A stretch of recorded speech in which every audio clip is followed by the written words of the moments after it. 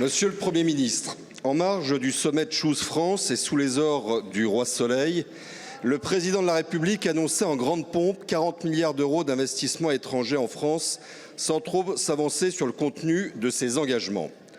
Dans le même temps, nous rendions avec mon collègue François Jolivet du groupe Horizon un rapport bien plus modeste mais lucide sur le contrôle des investissements étrangers en France.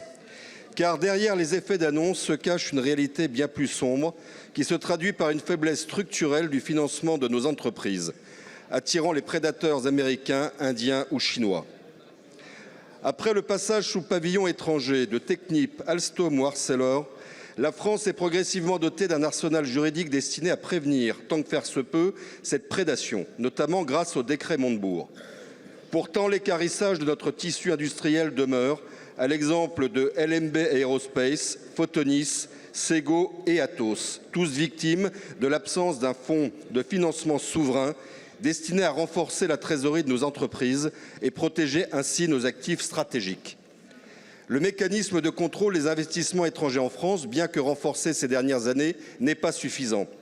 Moyens humains trop faibles, contournement fréquent du système via des prises de participation en bas de bilan ou encore lettres d'engagement non respectées.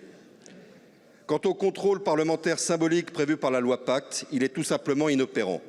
Enfin, ce manque de contrôle constitue un véritable frein à la réindustrialisation de la France, comme l'a soulevé la commission d'enquête de mon excellent collègue Alexandre Loubet, laquelle exige une politique économique robuste et résiliente. Monsieur le Premier ministre, pouvez-vous nous préciser la nature exacte des 40 milliards d'euros d'IEF récemment annoncés?